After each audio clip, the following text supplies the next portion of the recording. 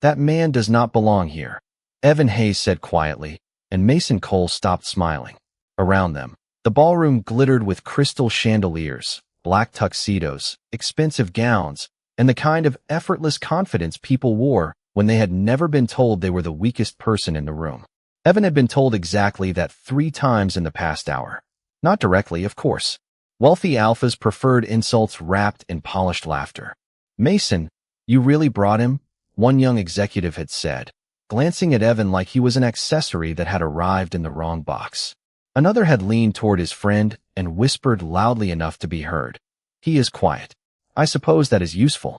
Evan had smiled into his sparkling water because apparently dignity was easier when served cold. Mason had noticed every comment. Evan knew because Mason's jaw tightened each time.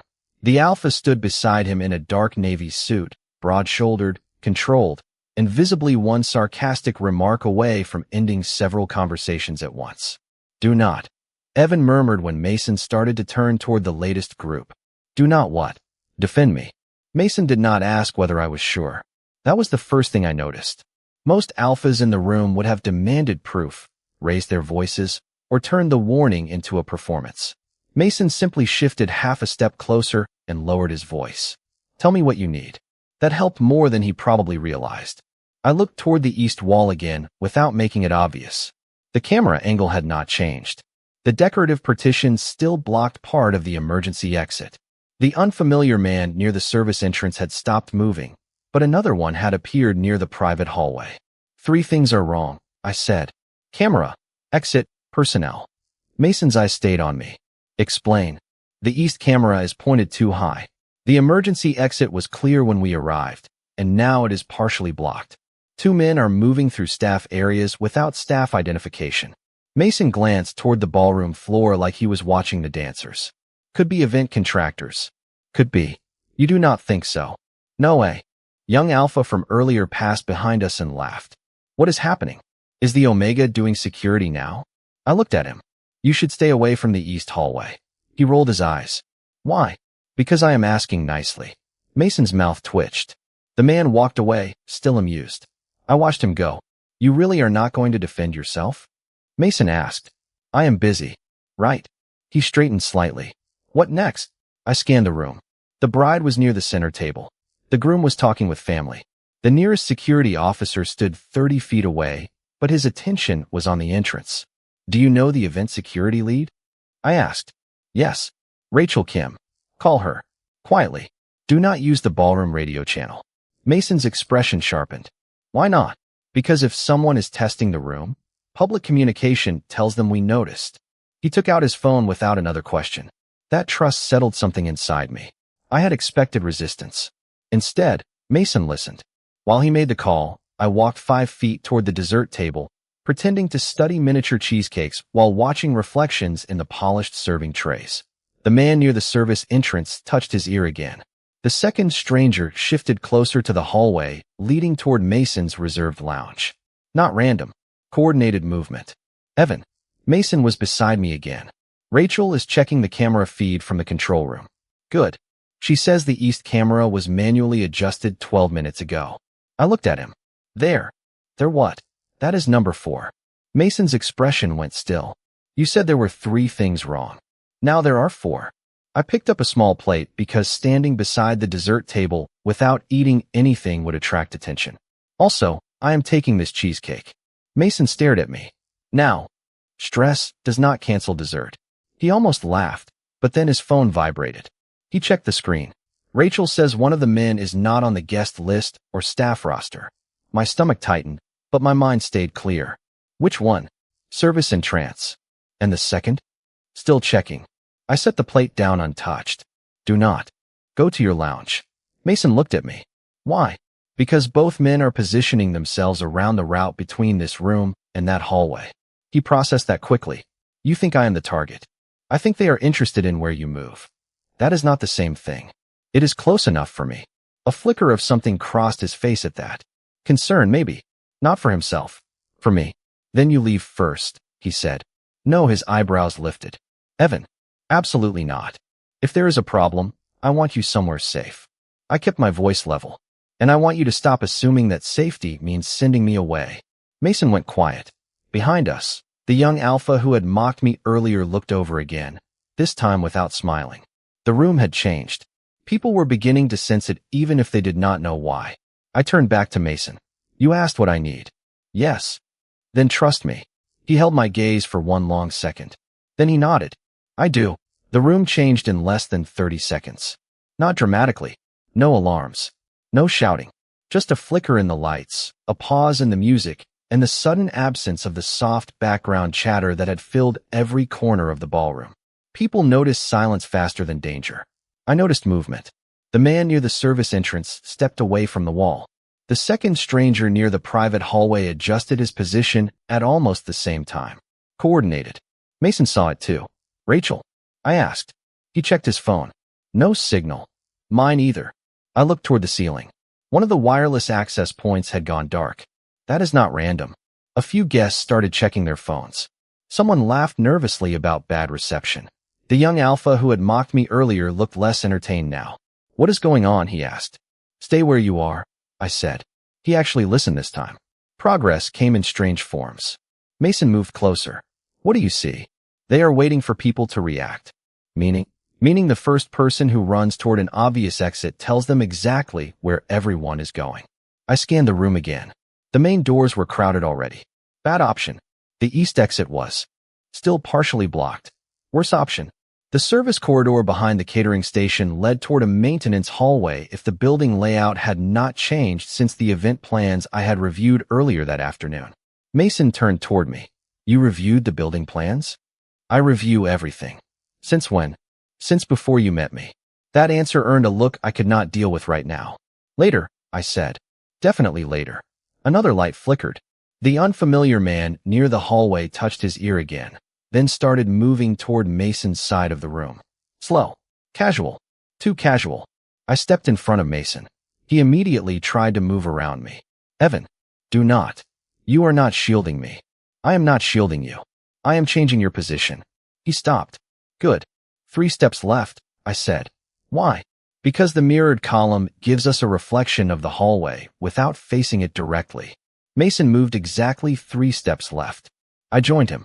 In the reflection, I saw the second stranger signal toward the first. They are adjusting, I said. To what? To us. Mason's expression hardened. Then we leave. Not through the main doors. Where? I looked toward the catering station. Behind the kitchen is a service corridor. It connects to the west loading hall and then to an interior stairwell. Mason stared at me. How do you know that? I used to evaluate event security layouts. His eyebrows rose. You what? This is really not the time for your personal discovery arc. Despite everything, he almost smiled. Fair. I turned toward the nearest group of guests. Everyone at this table walked toward the dessert station. Slowly. Act annoyed, not frightened. One older woman blinked at me. Why annoyed? Because frightened people attract attention. Annoyed wedding guests are invisible. She nodded like that made perfect sense. Honestly, I appreciated her adaptability. The group moved. Mason stayed beside me. You have done this before, he said quietly. Not exactly this. Close enough. Close enough. We reached the dessert station. I pushed open the staff door and looked inside. Empty corridor. Good. A catering manager appeared from the kitchen, confused. Sir, guests are not allowed back here. Call Rachel Kim from security, I said. Tell her the west corridor is being used for controlled relocation. The manager looked at Mason. Mason nodded. Do exactly what he says. That was the moment something shifted. Not in the room. In me. Mason Cole, the alpha everyone expected to lead, was not trying to take over. He was letting me. Behind us, several guests followed quietly into the corridor. The young alpha from earlier came last, pale and suddenly very polite. Where do we go? He asked. I pointed toward the stairwell. West interior stairs. Second floor conference area. Stay together. He nodded without one joke. Mason glanced back toward the ballroom doors. And us. We wait 5 seconds. Why? I counted under my breath. 1, 2, 3, 4, 5. Then the man near the service entrance appeared at the far end of the ballroom, looking toward the route Mason should have taken to his private lounge. He looked confused. I turned to Mason. Because now I know for sure. Mason's voice dropped. No what? I met his eyes. They are not here for the guests. They are here for you. Mason held my gaze for 1 second, then another. He did not argue. He did not tell me I was overreacting. He simply looked toward the hallway where the stranger had been standing and said, "Then we move now." Not yet. His eyes snapped back to mine. "Evan, if they are here for you, they are expecting movement. We give them the wrong movement." I pointed toward the service corridor. "Everyone else keeps going west. You and I stay out of the obvious flow." Mason lowered his voice. "And where exactly do we go?" I looked at the floor plan in my head. Kitchen, west stairs, utility access, secondary conference wing, staff storage. One route stayed separated from the main guest corridors. North service passage. "You are certain?" "Certain enough to bet dessert on it." Mason glanced toward the untouched cheesecake plate still sitting on the cart behind us. "That's serious?" "Very." His mouth almost curved, but the moment passed when a security officer appeared at the far end of the corridor. Rachel Kim. Relief moved through me so quickly I nearly missed the detail that mattered. She was alone. "Rachel," Mason said. She raised one hand. "Keep your voices down." We confirmed unauthorized access to 2 staff zones. Building security is moving guests to controlled areas. "Good," I said. Rachel looked at me. "You are the one who spotted the camera? And the blocked exit." "Nice catch." Behind her, another staff member hurried past carrying a radio. Rachel continued. "We also found that someone tried to redirect Mr. Cole's private security team to the south entrance using a false service request." Mason's expression went still. "So Evan was right." Rachel looked between us. "About you being the likely focus?" "Yes." A cold clarity settled over me. No panic, just pieces connecting. "Then do not take him toward any route his security team normally uses." Rachel nodded immediately. "Agreed." Mason looked at both of us. "I appreciate being discussed like difficult luggage." I gave him a flat look. "You are expensive luggage." Rachel almost laughed. "This way." She started toward the north service passage. We followed, moving quickly but without running. The hallway smelled faintly of coffee, cleaning supplies, and warm bread from the kitchen. Ordinary smells. That helped. Ordinary details kept the mind anchored. At the next intersection, Rachel stopped. "We have 2 options. Conference wing or administrative offices." I looked at the ceiling. 1 camera. Working. Good. The conference wing had more open sight lines, but more guest traffic. Administrative offices had controlled access and fewer entrances. "Administrative," I said. Mason turned to me. "Why?" "Fewer variables." Rachel nodded. "My thought too." We moved again. Then Mason's phone vibrated. He checked the screen and frowned. "Message from my security chief. He says they are waiting for me in the main lobby." I stopped walking. "Do not answer." Mason looked at me. "Why?" "Because Rachel just said your team was redirected south." Rachel held out her hand. "Let me see." Mason showed her the phone. She studied the message. "This is not from his usual number." Mason's jaw tightened. Close enough to fool me at a glance. I exhaled. Slowly. "That is what they are counting on." Rachel looked at me with new respect. "You really did this professionally." Mason turned toward me. "Did what professionally?" I sighed. "Risk assessment. Event security consulting. Venue vulnerability reviews." His eyebrows rose. "You told me you used to work in operations." That was technically true. Technically. I was simplifying. "You simplified yourself into someone who organizes spreadsheets." "I do organize excellent spreadsheets." Rachel glanced between us. "Can we save the relationship discovery for after everyone is secured?" "We are not having a relationship discovery," I said. Mason answered at the same time. "Apparently we are." I ignored him. "Administrative offices." Now. We reached a locked door. Rachel entered a code, and the 3 of us stepped inside a quiet reception area. She secured the door behind us and immediately contacted her team through a wired desk phone. Mason turned to me once we were alone. "Why did you never tell me?" I knew exactly what he meant. "Because I left that work for a reason." "What reason?" I looked through the interior window toward the empty hallway. "Because when you spend years noticing everything that could go wrong, eventually you forget how to enter a room without looking for the exits." Mason's expression softened. "Evan." I shook my head. "Later." Rachel covered the phone receiver. "Security has the guests contained. Authorities are handling the unauthorized individuals. Nobody needs to leave this office yet." Mason exhaled. For the first time since the ballroom changed, some tension left his shoulders. Then he looked at me, really looked at me, and something in his expression was different. Not surprise anymore. Recognition. They called you useless tonight, he said quietly. I shrugged. People say stupid things at weddings. Mason's eyes stayed on mine. And you noticed the threat before every alpha in that room. I looked away. I noticed details. You protected everyone. I helped move people. Evan. I finally looked back at him. His voice was softer now. You were never the one who needed protecting. Mason's words stayed with me longer than I wanted them to. You were never the one who needed protecting. It should have felt good. Instead, it made something uncomfortable tighten behind my ribs. Do not turn me into a hero because I noticed a few things, I said. Mason frowned. A few things. Camera angle. Exit obstruction. 2 unfamiliar people. Suspicious message. Basic pattern recognition. Rachel lowered the desk phone and looked at me. Most people in that ballroom noticed exactly none of those things. Most people were attending a wedding, not conducting a vulnerability assessment. Neither were you, Mason said. I looked at him. Old habits. He studied me for a moment, then wisely decided not to push. Rachel checked the hallway through the interior window. Security has confirmed the situation is contained on the main floor. We still need to stay here until the building is cleared. Mason nodded. How long? Probably not long. She looked at me. And before you ask, the West Group is secure. Everyone you redirected made it upstairs safely. Relief moved through me so quickly my knees almost remembered they were attached to a human body instead of an emergency checklist. I sat down in one of the office chairs. Mason immediately noticed. Are you all right? I am sitting. That was not my question. I know. My hands had started trembling slightly. Annoying. Adrenaline always waited until the useful part was over before announcing itself like an unpaid intern demanding recognition. I folded them together. Mason saw that too, but instead of coming closer, he sat across from me. Space. Choice. I appreciated both.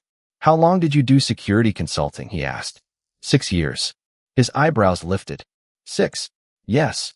And you never mentioned it. You never asked for my complete employment history. I thought you worked in operations. I did.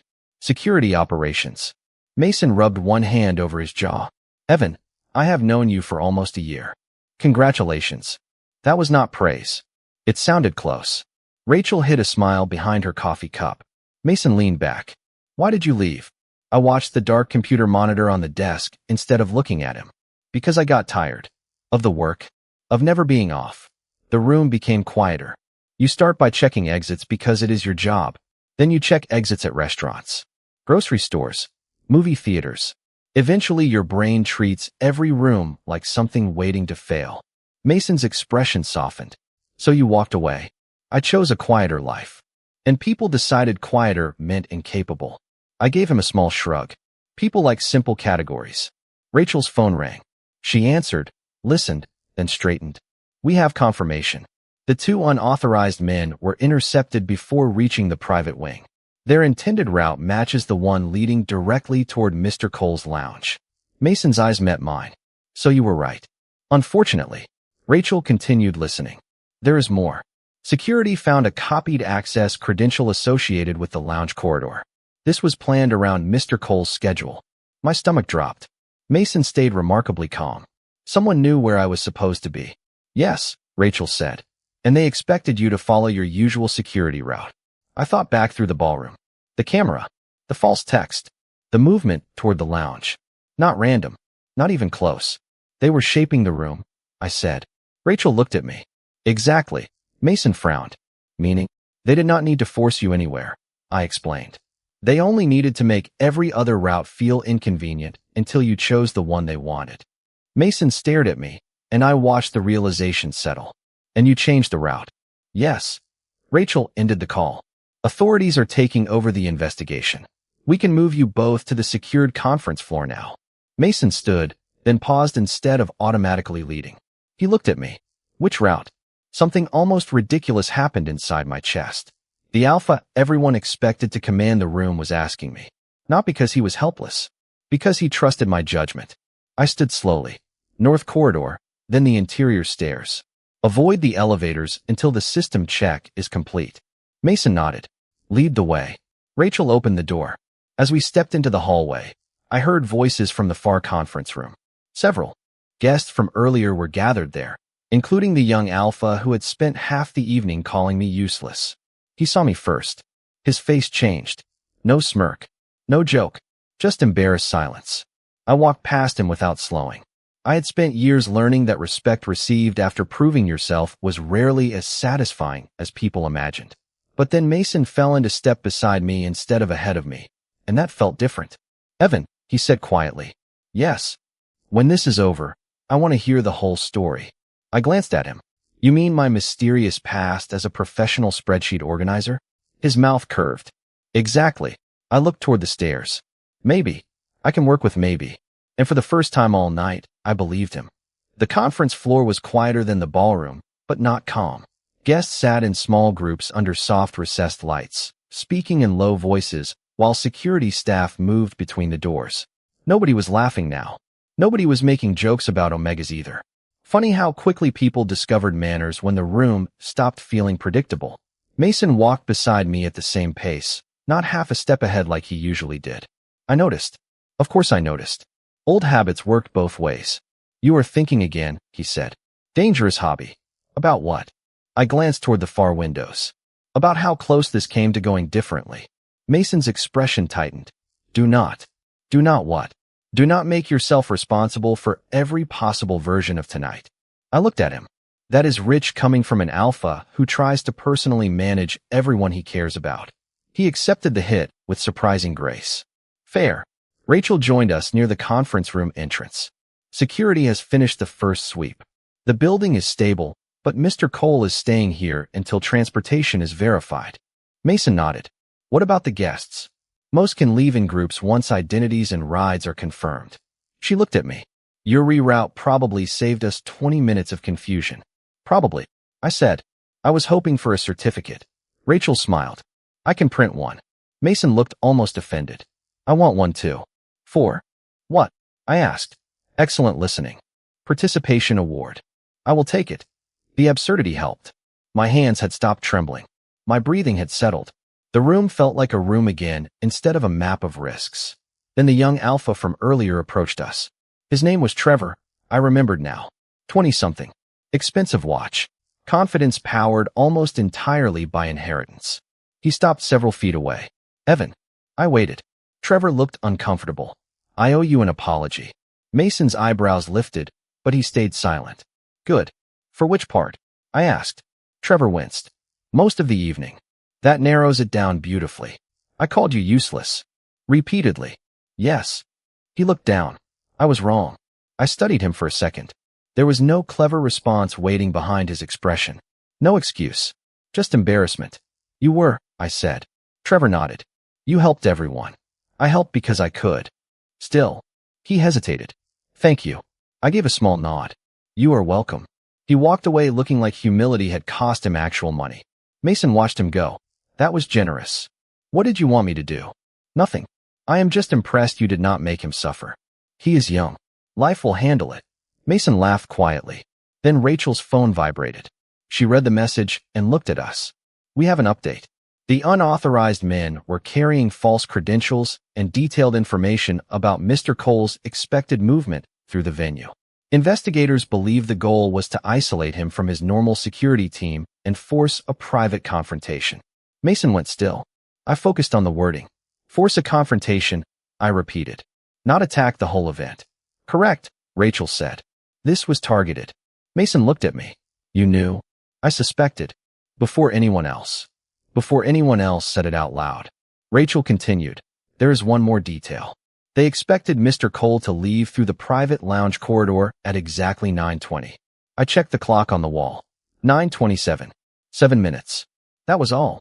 7 minutes between the route they planned and the route we chose. Mason noticed my expression. Evan, I am fine. That answer is becoming less convincing. I said I am fine, not delighted. Rachel gave us both a look. I will give you a minute.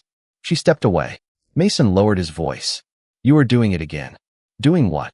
Turning everything into analysis so you do not have to feel it. I stared at him.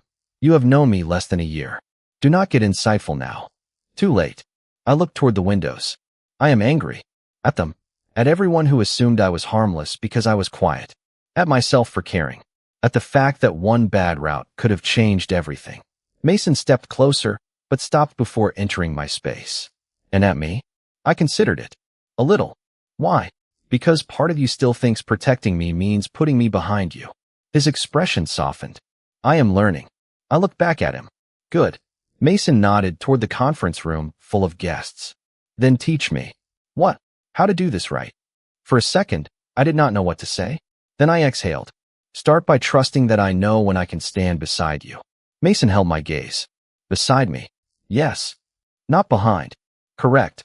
A small smile appeared. I can work with that. And somehow, after everything that had happened, that was the first moment all night that felt truly safe. The conference room had settled into an uneasy quiet by the time Rachel returned with another update. Most of the guests had already been cleared to leave, but Mason and I were still waiting for his transportation team to confirm a secure route. I should have felt relieved. Instead, my mind kept replaying the ballroom in fragments. The camera. The blocked exit. The false message. 7 minutes. That number would not leave me alone. 7 minutes between the route they expected and the route we chose. Mason noticed me staring at the clock again. You are counting. I am absolutely not counting. You have looked at that clock 4 times in 2 minutes. That is not counting. That is aggressive time awareness. Mason gave me a look. Evan. I sighed. Fine. I am thinking. About the 7 minutes. I looked at him. You are becoming annoyingly observant. Occupational hazard of caring about you. The words landed more softly than I expected. I looked away. Do not make this sentimental. I will try. Rachel approached us holding a tablet. Transportation is ready, but there is one issue. My attention snapped back into focus. What issue? The primary garage entrance is still being processed as part of the investigation. We can use the west loading entrance or the underground service exit. Mason looked at me before he looked at Rachel. That tiny choice did something strange to my chest. Evan, he asked. Underground service exit. Rachel nodded. Why? Fewer windows, controlled access, shorter path from this floor if we use the interior stairwell. She checked the tablet. Agreed. Mason smiled slightly. I am getting very good at following instructions. Do not get proud of yourself yet. Too late. We started toward the stairwell with Rachel and 2 security officers ahead of us. The hallway was nearly empty now, the carpet swallowing our footsteps. Halfway there, Trevor appeared near the elevators with 2 other guests. He looked at me, then at Mason, and stepped aside immediately. No joke. No comment. Just respect. I almost preferred the insults. At least I knew what to do with those. Mason noticed my expression. Still uncomfortable? Very. With him apologizing? With everyone suddenly acting like I transformed into someone else. Mason slowed slightly. You did not. I looked at him. Tell them that. I might. Please do not make a speech. I was considering a small presentation. I will leave you here. He laughed quietly. We reached the stairwell. Rachel opened the door and started down. Mason waited for me instead of going first. Again. Beside me, not ahead. I could get used to that. Maybe. On the lower level, security confirmed the underground route was clear. The tension in my shoulders finally started to loosen. Then Mason stopped near the exit door. Evan. What? There is something I need to say before we leave. I narrowed my eyes. That sounds dangerously close to a speech. It is 1 sentence. Proceed with caution. Mason looked at me, and the humor faded from his expression. I thought protecting you meant being stronger than whatever came toward us. I stayed quiet. Tonight, you reminded me that protection is not always about standing in front. His voice softened. Sometimes it is knowing when to trust the person beside you. I stared at him for a second. That was definitely more than 1 sentence. Mason smiled. You counted. Aggressive sentence awareness. Rachel, standing several feet away, suddenly became fascinated by her tablet. I shook my head, but I could not stop the small smile forming. You still have work to do. I know. You still hover. Probably. You still assume being alpha means you should lead. Sometimes. And I still hate being treated like fragile luggage. Understood. I raised an eyebrow. Careful. Mason corrected himself immediately. Noted. Better. The security officer opened the final door, revealing the quiet underground driveway beyond. Mason gestured toward it, then stopped himself. Would you like to go first? I looked at him. No, he waited. I would like us to go together. Something warm moved through his expression. Together, then. We stepped through the doorway side by side, and for the first time all evening, I did not feel like Mason's Omega being escorted somewhere safe. I felt like his equal choosing the same direction. The underground driveway was cool, quiet, and almost empty, which felt strangely peaceful after the chaos upstairs. A black SUV waited near the far wall with its engine running while two members of Mason's security team checked the surrounding area. Rachel walked ahead to speak with them, leaving Mason and me a few steps behind. For the first time in almost an hour, nobody was asking us to move faster. Nobody was watching every door. Nobody was laughing at me. I should have felt victorious. Instead, I felt tired enough to consider lying down on the concrete floor and becoming part of the architecture. You look exhausted, Mason said. Careful. That sounds like observation. May I observe that you look exhausted? I looked at him. Approved. Thank you. Do not get used to the paperwork. His smile came easily now. Mine almost did too. We stopped several feet from the SUV while the security team finished checking it. Mason glanced toward me. Can I ask you something? You are learning. Why did you really leave security consulting? I looked at the vehicle, then at the concrete pillars stretching into the distance. I told you. I got tired. That was the short version. I sighed. You always want the long version. Only if you want to give it. That stopped me. Old Mason would have pushed gently until I answered. This Mason waited. I appreciated the difference. I was good at the work, I said. Too good, maybe. People started calling me because I noticed things other consultants missed. Every successful assessment led to another assignment. Bigger venues. More responsibility. More nights staring at floor plans instead of sleeping. Mason stayed quiet. Eventually, I realized I could walk into a restaurant and tell you which entrance was easiest to block before I noticed the menu. I rubbed my hands together, suddenly aware of how cold the garage felt. So I quit and chose operations work. Quiet operations work. Spreadsheets. Vendor schedules. Predictable problems. You make spreadsheets sound therapeutic. You have never experienced the beauty of conditional formatting. Mason laughed. I stand corrected. Rachel returned. Vehicle is clear. We are ready when you are. I nodded toward the SUV. Mason first. He raised an eyebrow. I thought we were going together. We are. You are getting into the far seat, so I do not have to crawl over you. That is disappointingly practical. Most survival is. We climbed into the back. Rachel took the front passenger seat while another security officer drove. The vehicle pulled slowly toward the exit. I watched the garage lights pass across the windows in steady intervals. Mason sat beside me without crowding my space. You know, he said quietly, I owe you an apology. I turned toward him. For tonight. For before tonight. That sounds ominous. I let people treat you like you were decorative. My expression tightened. You did not make them say those things. No. But I heard them. And sometimes I stayed quiet because I thought you wanted me to. I did. I know. He paused. But I also think. Part of me liked being seen as the one responsible for protecting you. There it was. Honest and uncomfortable. Alpha pride. I asked. Probably. Dangerous diagnosis. I am working on it. I looked out the window again. I did not need you to fight every idiot in the room. I understand that. But I also should not have had to pretend their comments never bothered me. Mason's expression softened. They did. Sometimes. The word felt heavier than it should have. Being underestimated gets exhausting when everyone calls it tradition. Mason nodded slowly. Then next time, I ask what you want from me. Exactly. And if you want me to say something, I will tell you. If you want me to stay quiet, I will tell you that too. He smiled faintly. This partnership thing involves a surprising amount of communication. Terrible, is it not? The SUV turned onto the street. City lights filled the windows, bright and ordinary. Rachel's phone buzzed.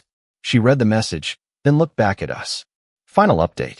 Investigators confirmed the two men were hired specifically to isolate Mr. Cole. No broader threat to the wedding guests. Mason exhaled slowly. I nodded, letting the information settle. Rachel added, and the venue director wants to speak with you tomorrow, Evan. Apparently, he wants to offer you a consulting contract. I stared at her. Absolutely not. Mason laughed. That was fast. I retired. You were impressive. I was traumatized by decorative partitions. Rachel smiled and turned forward again. Mason looked at me. You really do not want back in? I considered the question. Not full time. But maybe sometimes. I looked at him. Maybe. His smile widened. I can work with maybe. I leaned back against the seat. You say that a lot. Because you give me a lot of maybes. You should be grateful. Maybes are emotionally efficient.